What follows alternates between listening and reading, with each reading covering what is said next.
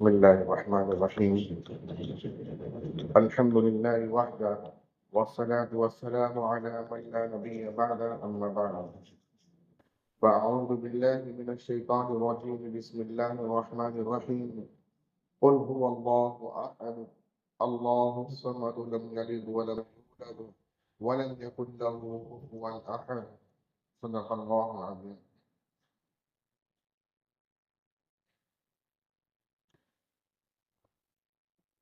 میرے محترم بزرگوں، دوستوں اور عزیز طلبہ کرام، آج کی اس مجلس کے ذریعے اس مسجد میں ماہانہ اصلاح عقائد مجلس جو ہوگی آئندہ، اس کا افتتاح ہو رہا ہے. تو آج بہت تفصیلی بات تو نہیں ہوگی، بس تھوڑی بہت عقیدے کی اہمیت آپ لوگوں کو بتا دی جائے گی. عقیدے کا تعلق ایمانیات سے ہے. ایمان لائے بغیر آدمی اسلام میں داخل نہیں ہوتا. سب سے پہلی خوبی اس کی یہ ہے کہ ایمان لائے بغیر آدمی ایمان میں داخل نہیں ہوتا، اور بغیر ایمان کے کوئی عمل مقبول نہیں ہوتا. ایمان لائے بغیر کوئی اسلام میں داخل نہیں ہوتا، اور ایمان کے بغیر کوئی عمل مقبول نہیں ہوتا. اللہ کا شکر ہے کہ ہم لوگ ایمان والے ہیں، اللہ تعالیٰ کی توحید کی گواہی دیتے ہیں، اور آدم علیہ السلام سے لے کر ہمارے آقا محمد مصطفیٰ صلی اللہ علیہ وسلم تک تمام انبیاء و رسول کی نبوت و رسالت کو ہم تسلیم کرتے ہیں، اور ہمارے آقا محمد مصطفیٰ صلی اللہ علیہ وسلم کو نہ صرف اللہ کا نبی مانتے ہیں، نہ صرف آپ اللہ کا رسول مانتے ہیں، بلکہ ہم آپ کو اللہ کا آخری نبی اور آخری رسول بھی مانتے ہیں. ہم فرشتوں پر ایمان لاتے ہیں. اللہ کی نازل کردہ تمام کتب، چاہے وہ بڑی ہو یا صحائف کی صورت میں ہو، ہم سب پر ایمان لاتے ہیں. ہم یوم آخرت پر ایمان لاتے ہیں، اچھی بری تقدیر پر ایمان لاتے ہیں، مرنے کے بعد دوبارہ اٹھائے جانے پر ایمان لاتے ہیں. ایک چیز ہے ایمان کا لانا، اور دوسری چیز ہے ایمان کا بچانا. وہ بچانے کی بھی محنت ہوتی ہے. اگر ہم اس سے غافل ہو گئے تو ایمان کے لٹیرے جو ہیں ایمان پر ہمارے ڈاکہ ڈالتے ہیں. آپ لوگوں کو پتہ ہوگا کہ آج جو دور گزر رہا ہے، تو بر صغیر پاکستان ہمارے ملک میں خاص طور سے ارتداد کا فتنہ. یہ ارتداد کا فتنہ جہالت کی وجہ سے نہیں ہے. اکثر لڑکیاں ہو رہی ہیں مرتد، اور وہ کالج کی لڑکیاں ہو رہی ہیں، تو میری جاہل تو نہیں ہے. تو بہرحال ایمانیات کا پتہ ہے، لیکن اس کی اہمیت کا اندازہ نہیں ہے. ایمان اتنا کچا ہے کہ وہ لوگ اپنے ایمان پر ثابت قدم نہیں رہتے. آپ دیکھیں، ایک تو ارتداد کا فتنہ ہے، پھر آپ اندر آ جائیں گے تو عقیدہ ختم نبوت پر ڈاکہ ڈالنے والے گوہر شاہی لوگ موجود ہیں، شکیل خانی شکیلی فتنہ موجود ہے، قادیانی باہی فتنہ موجود ہے، اور چھوٹے چھوٹے اور اس طرح کے آتے ہیں اور ایمان کو خراب کرتے چلے جاتے ہیں. اصحاب رسول کے تعلق سے بدگمان اور بدزبان لوگ، وہ شیعہ ہیں، مرزا انجینئر کے لوگ ہیں، اور مکمل شریعت کو لے کر اپنی زور بیانی کی بنیاد پر، اور اپنی سلاست کی بنیاد پر، اور اپنے بیان کی سحر انگیزی کی بنیاد پر یہ غامدی ہے، راشد شاذ ہے، اس قسم کے لوگوں کو اپنے ایمان کے معاملے میں جو ہے تو کمزور کر دیتے ہیں. تو ایسی صورت میں ضروری ہے کہ ہم لوگ ایمانیات کے تعلق سے، عقائد کے تعلق سے فکر کریں، اسے بنانے کی، اسے بچانے کی فکر کریں. اگر ہم نے غفلت اختیار کی تو پھر یہ جو ہے آگ لگی ہوئی ہے بے دینی کی، بے ایمانی کی، وہ ہمارے گھروں تک، ہمارے شہر تک، ہماری ذات تک آ جائے. جب تک ہم لوگ زندہ ہیں، جتنا ہمارے بس میں ہے، ہم ضرور اس کے بچانے کی کوشش کرتے رہیں. بات سمجھ آ رہی ہے؟ عجیب سا وقت ہے کہ چاہیے تو یہ تھا کہ ہم لوگ بے ایمانوں کو ایمان میں داخل کرنے کی فکر کریں، مشرکوں کو توحید کے سبق یاد کرائیں، ہے نا, اللہ پر, اپنے خالق اور مالک پر, اپنے پیدا کرنے والے اور اپنے رزق دینے والے رب سے جاہل لوگوں کے سامنے ہم جا کر رب کا تعارف کرائیں. الٹا یہ ہو رہا ہے کہ ہم اپنے ایمان کو بچانے کی فکر کر رہے ہیں. تو میرے دوستوں, بہت ضروری ہے کہ جو بھی کام وقت کا تقاضا ہے اسے ہم لوگ ضرور کریں. ایمان جو ہے, اس کے اقرار کے بغیر آدمی مومن ہوتا نہیں, اور ایمان کے بغیر آخرتی کامیابی ممکن نہیں ہے. ایمان کی کمزوری ایمان کے خاتمے کی طرف لے جاتی ہے, تو ضروری ہے کہ ایمان کو ہم لوگ سمجھیں, سیکھیں اور اس کو دل میں بٹھانے کی کوشش کریں. ایمان ہی عمل کی قبولیت کا مدار ہے. آپ دیکھیں سلیم نگر کے سامنے کچھ گول پاڑے کے لوگ ہیں, وہ جمعہ کی نماز پڑھتے ہیں, بہت سے لوگ ان کے نام مسلمانوں میں سے ہیں, ہم جانتے ہیں وہ روزہ بھی رکھتے ہیں لیکن مسلمان نہیں. تو اچھی بات ہے, روزہ رکھ رہے ہیں, نماز پڑھ رہے ہیں جمعہ کی, لیکن ان کا نماز اور روزہ قبول ہوگا نہیں. جب بھی کوئی عمل کرے نا, عمل کی قبولیت کی 3 شرطیں. کتنی شرطیں؟ کوئی بھی عمل کرنے قبول نہیں ہوگا جب تک کہ 3 شرط نہ پائی جائے. اس میں سے ایک بھی کم ہوگی تو عمل قبول نہیں ہوگا. سب سے پہلی شرط یہ ہے کہ عمل کرنے والا صاحب ایمان ہو. بے ایمانی کی حالت میں پڑھی گئی نماز, کیا گیا حج اور طواف, رکھا گیا روزہ, ادا کی گئی زکوٰۃ, کچھ قبول نہیں ہے میرے دوستوں. ایمان شرط ہے. ایک شخص 5 وقت کا نمازی ہے لیکن شرک میں مبتلا ہے, تو اس کی نماز قبول ہوگی کیا؟ نہیں نہیں. سب سے پہلے ایمان کی جانچ ہوگی. تو اعمال کی قبولیت کا سب سے پہلے جو شرط ہے وہ ہے ایمان کا ہونا. ایمان لانے کے بعد عمل کی دوسری جو شرط ہے قبولیت کی, وہ عمل کا شریعت کے مطابق ہونا. کیسے ہونا؟ شریعت کے مطابق ہونا. عمل کی دوسری شرط کیا ہے؟ اس کا شریعت کے مطابق ہونا.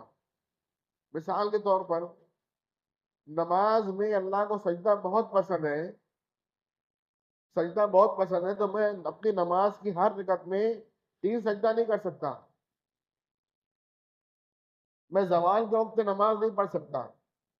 میں تمام شرائط کو ادا کر کے صرف قبلہ رخ نہ ہو کر کہیں اور رخ کر کے جان بوجھ کر نماز ادا نہیں کر سکتا. میں عرفات کے میدان میں 9 ذی الحجہ کو مغرب کی نماز ادا نہیں کر سکتا کیونکہ شریعت نے منع کیا ہے. میں خانہ کعبہ کا طواف بجائے حجر اسود کے رکن یمانی سے شروع نہیں کر سکتا. بجائے اس طرح کے میں حجر اسود سے شروع کر کے مقام ابراہیم کی سمت چلنا شروع کروں, حجر اسود سے شروع کر کے رکن یمانی کی سمت چلنا شروع نہیں کر سکتا. طواف کو اللہ کے لیے میں کر رہا ہوں تو 8 اور 9 اور 10 نہیں کر سکتا, 6 پر نہیں چھوڑ سکتا. بات سمجھ آ رہی؟ عید کے دن روزہ نہیں رکھ سکتا, ایام تشریق میں روزہ نہیں رکھ سکتا, اپنے رکوع میں جا کے سورہ رحمان کی تلاوت نہیں کر سکتا. معلوم ہوا کہ ایمان والے کا عمل تب ہی قبول ہوگا جب کہ وہ شریعت کے مطابق ہو. پہلی شرط ہے ایمان کا ہونا, دوسری شرط ہے عمل کا شریعت کے مطابق ہونا. تیسری شرط جب تک نہیں پائی جائے گی تو ایمان والے کا شریعت کے مطابق کیا گیا عمل قبول نہیں ہوگا. کون سی شرط؟ پہلی شرط کون سے ہے؟ ایمان کا ہونا, دوسری ہے عمل کا شریعت کے مطابق ہونا, اور تیسری شرط ہے کہ ایمان والے کا شریعت کے مطابق کیا گیا عمل خالص اللہ کے لیے ہونا, تبھی جا کر قبول ہوگا. تو میں بتانا یہ چاہ رہا تھا کہ عمل کی قبولیت کی پہلی شرط کا نام ایمان ہے. ایمان کی یہ اہمیت ہے. آخرت کی کامیابی کا سارا دار و مدار ایمان کی بنیاد پر ہے. اگر اعمال میں کمی بیشی ہوئی, تھوڑ خرابی ہوئی اور اللہ نے معاف کر دے تو بہت اچھی بات ہے, ڈائریکٹ جنت میں جائے گا. لیکن اگر معافی نہیں ملی, جہنم متعین ہو گئی, تو جہنم جو ہے اس ایمان والے کو ہمیشہ نہیں جلا سکے گی. ایک وقت آئے گا کہ اسے جہنم سے نکال لیا جائے گا ایمان کی برکت سے. بات سمجھ آئی؟ یہ اہمیت ہے. تو اس لیے ضروری ہے کہ ایمان کے بارے میں ہم لوگ سنجیدہ ہو جائیں. ایمانی امور میں سب سے پہلے اور اول میں درجے میں اللہ تعالیٰ کی ذات پر ایمان ہے. اس پر میں آج بہت مختصر بات کروں گا. یہی بات جو ہے اللہ تعالیٰ کی توحید والی آئندہ جو مہینہ ہوگا مکمل مدلل دلائل کے ساتھ، اور ایمان کی توحید کی اقسام کیا ہے، اس کے تقاضے کیا ہیں، اس کے دلائل کیا ہیں، اس کے منافی امور کیا ہیں جس سے توحید میں خلل آ جاتا، ہمارے معاشرے میں کیا خرابیاں ایسی پھیلی ہیں جو ایمان کو بنیا میٹ کر دے رہی ہے، سب بتائیں گے انشاءاللہ. آج وہی مختصر سن لیجئے. اللہ تعالیٰ کو اپنے ذات اور صفات کے اعتبار سے یکتا، تنہا، اکیلا، وحدہ لا شریک لہ ماننا عقیدہ توحید کہلاتا ہے. یہ تو پتا. توحید کی 3 اقسام ہیں. کتنی اقسام ہیں؟ 3. لیکن علماء کرام ذہن میں اچھے سے بٹھا دینے کے لیے اس کی 4 قسمیں کرتے ہیں. کتنے قسمیں؟ 4 قسمیں کرتے ہیں. وہ چاروں بتا دیتا ہوں. اگر آپ لوگوں نے بہت اچھے سے سن لیا تو میں اکثر یہ کہا کرتا ہوں کہ بھئی 2 اور 2 کتنے ہوتے ہیں؟ 4. یہ ہوتا ہے نا. تو یہ 2 اور 2 مسلمانوں کے نزدیک 4 ہے کہ غیر مسلموں کے نزدیک بھی 4 ہے نا. بچوں کے نزدیک 4، بوڑھوں کے نزدیک 4 ہے نا، پڑھے لکھوں کے نزدیک 4، ان پڑھ کے نزدیک 4، ایمان والے کے نزدیک 4. کیوں جواب مختلف نہیں ہوتا کہ بچوں سے کرو تو 5 6 نہیں کہتے، بڑوں سے کہتے تو 7 8 نہیں کہتے، سب 4 سب 4. وجہ یہ ہے کہ حساب والا کانسیپٹ ہم نے کلیئر کر دیا ہے. جب حساب سمجھ میں آ گیا نا تو سب کا جواب ایک ہے. ایسے ہی توحید والا کانسیپٹ ہم نے کلیئر نہیں کیا ہے. ہم کہتے اللہ کو ایک مانو ایک مانو ایک مانو. کیوں مانو یہ نہیں بتاتے. بات سمجھ آئی؟ تو اللہ تعالیٰ اپنے ذات و صفات کے اعتبار سے ایک ہے. اللہ تعالیٰ کی ذات کو لے کر صرف وہ عقیدے کی خرابی یہ نہیں کہ لوگ صفات اور ذات میں لوگوں کو شریک کرتے ہیں، بلکہ یہ بھی ہے کہ 2 3 طرح کے عقیدے الگ سے پائے جاتے ہیں. ایک تو لوگ ایسے ہوتے ہیں جو کہتے ہیں کہ خدا ہے ہی نہیں. کیا کہتے ہیں؟ خدا ہے ہی نہیں. ان کے پاس اس کی دلیل کوئی نہیں ہے. ہم کہتے ہیں بھئی ہر چیز جو ہے تو اپنے بنانے والے پر دلالت کرتی ہے. تو یہ ساری کائنات کا، اس زمین اور آسمان کا، یہ جھاڑ اور پہاڑ کا بنانے والا کون ہے بتاؤ تو. کہتے اپنے آپ سے بن گئے. اچھا اپنے آپ سے بن گئے. تو سب سے پہلے کیا چیز بنی؟ کیا تھا پھر کیا بنی؟ تو کہتے کہ پہلے کچھ نہیں تھا. کیا؟ کچھ نہیں تھا. پھر یہی کچھ نہیں پھٹ پڑا سب کچھ بن گیا. ہم کہتے کہ کچھ نہیں سے جب سب کچھ بن گیا تو سب کچھ سے اور کچھ، بلکہ بہت کچھ، اور جتنا کچھ موجود ہے اس سے بھی زیادہ کچھ بن سکتا کہ نہیں بن سکتا. پھر جب کچھ نہیں سے اتنا بن سکتا تو ابھی آپ کیا کرو کہ ہم نے تو کچھ سے ایک کرسی بنا لی، اب دوبارہ کچھ نہیں سے آپ ایک کرسی بنا کے دکھا دو. نہیں بنا پاتا. ایک ٹوپی بنا کے دکھا دو، نہیں بناتا ہے. ایسی کائنات میرے دوستوں اللہ نے بنائی ہے.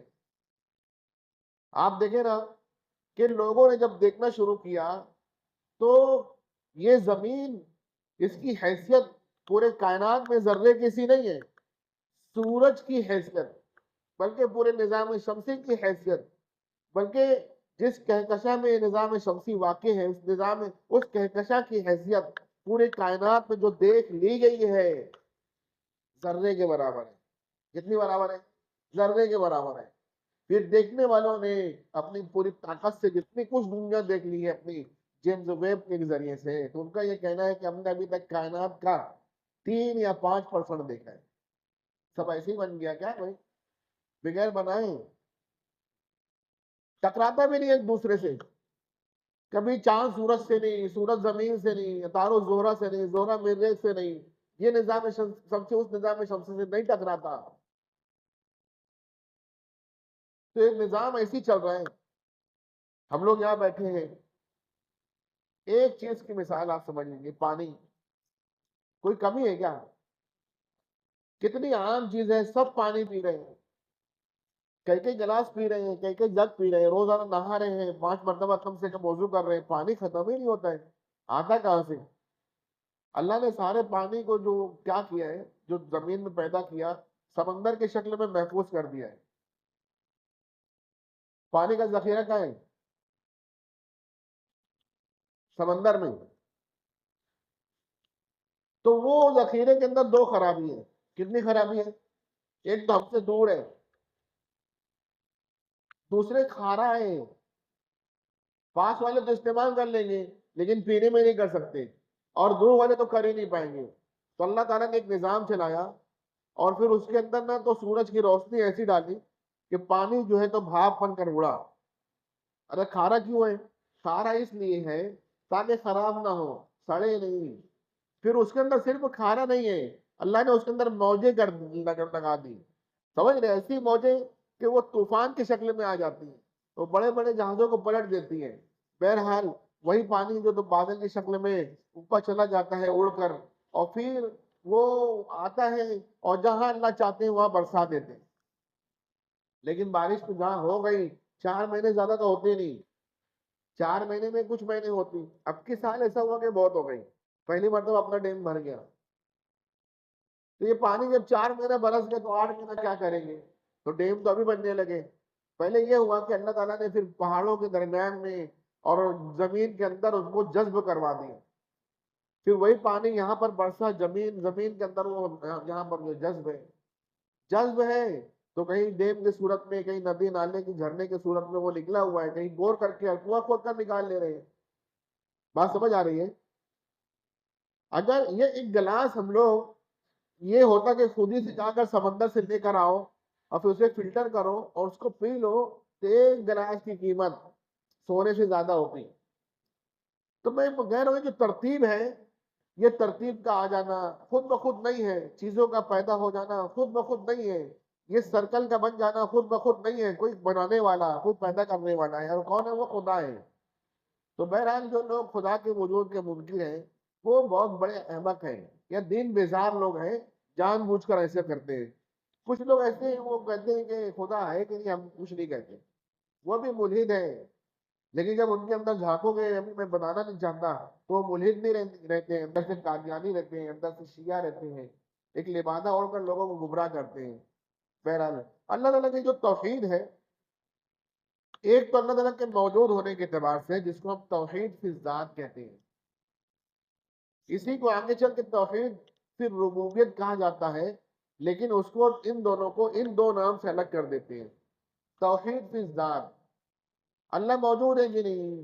موجود ہے نا، تو ہم بھی تو موجود ہیں. لیکن اللہ کے وجود میں ہمارے وجود میں فرق ہے. ہمارا وجود اللہ کا عطا کردہ ہے، ہم خود سے موجود نہیں، اللہ نے وجود بخشا تو موجود ہے. ہم اپنے وجود میں اللہ کے محتاج ہیں، اللہ تعالیٰ اپنے وجود میں کسی کے محتاج نہیں. اللہ تعالیٰ کا وجود ذاتی ہے، کسی کا عطا کردہ نہیں. بات سمجھ آئی؟ اس اعتبار سے اللہ اکیلے ہیں. پھر اپنے وجود کو باقی رکھنے میں اپنے آپ کو باقی رکھنے میں محتاج ہوں کہ میرا نام چلے میری نسل کے ذریعے سے. تو اللہ تعالیٰ ایسے اپنے وجود کے باقی رکھنے میں کسی کے محتاج نہیں ہے. اللہ تعالیٰ لم یلد ولم یولد ہے. اللہ الصمد ہے، بے نیاز ہے، اپنے وجود کے آنے میں بھی بے نیاز ہے اور اپنے وجود کے بچانے میں بھی بے نیاز ہے. نہ کچھ والدین کی ضرورت ہے، نہ اولاد کی ضرورت ہے. اللہ تعالیٰ اکیلے ہیں، تنہا ہے. بات سمجھ آ رہی ہے؟ تو اللہ تعالیٰ اپنے وجود کے اعتبار سے اکیلے ہیں، اسے ہم کہتے ہیں توحید فی الذات.